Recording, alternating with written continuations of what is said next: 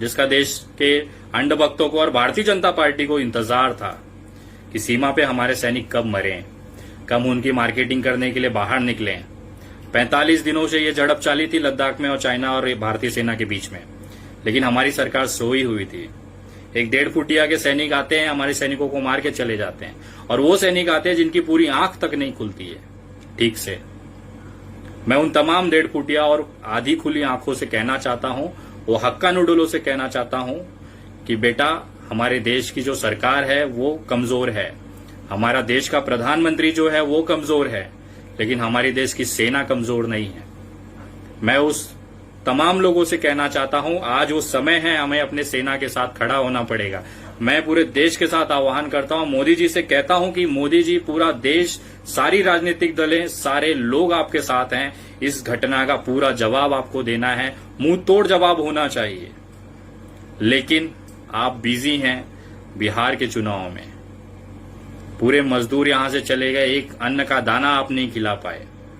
आप जब से इस तरह की राजनीति में आए हैं, हमें शर्म आता है कहते हुए कि देश का अब तक के इतिहास में सबसे नाकाम और हारे हुए प्रधानमंत्री श्री नरेंद्र मोदी जी हैं।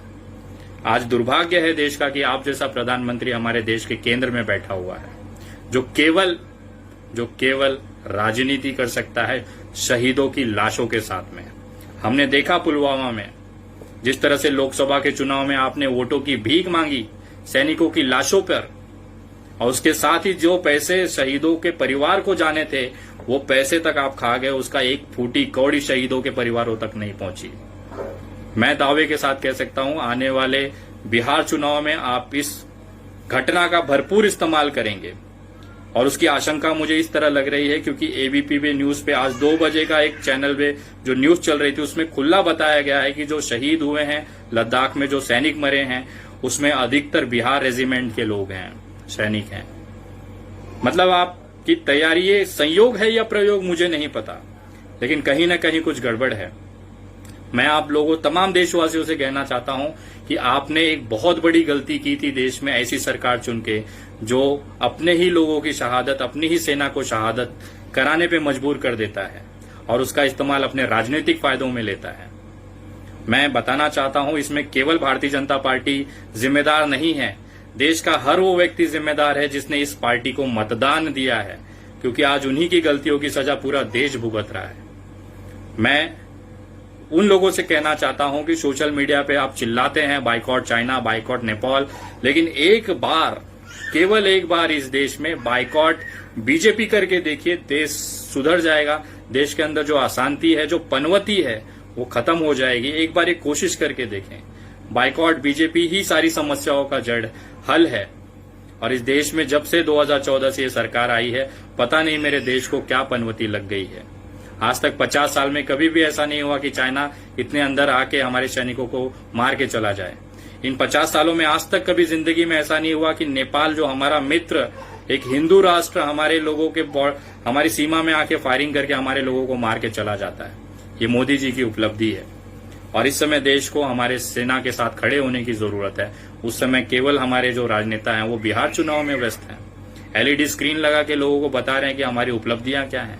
अरे भाई साहब, हमारे मध्यम परिवार के लोगों को राशन की जरूरत है, उनकी नौकरियां जा चुकी हैं, सैलरी नहीं आ रही है, घर का भाड़ा उनको भरना है, घर मालिक रोज उनको गाली गलौज कर रहा है, बैंक की ईएमआई भरने के लिए बैंकों से फोन आ रही है, उनको गालियां पड़ रही हैं, स्कूल की फीस भरने के लिए उनको गालियां पड़ रही हैं, स्कूल का दबाव है कि फीस भरा जाए।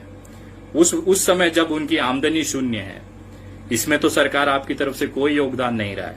कम से कम आप आरबीआई को बोल के ये ईएमआई टाल सकते थे, कोई माफ नहीं करने को कह रहा है आपसे। हम ये जो मध्यम वर्गीय मिडिल क्लास परिवार है ना, वो पूरी जिम्मेदारी के साथ अपना देश चलाता है, वो प्रॉपर टैक्स भरता है जिसके पैसे से आप अपनी सरकारें चलाते हैं। कोई रियायत नहीं मांग रहा है, न वो कहता है कि हमारी बिल माफ होनी चाहिए इलेक्ट्रिसिटी की या हमारी लोन माफ होने चाहिए। वो केवल इतना कह रहा है कि अगले 4 महीने 5 महीने का मोहलत दिया जाए।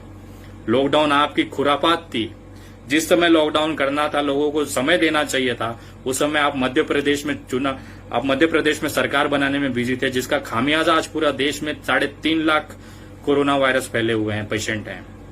और जिस समय सबसे ज्यादा कोरोना पेशेंट है, उस समय आप लॉकडाउन हटा देते हैं क्योंकि बिहार में आपको चुनाव कराने हैं।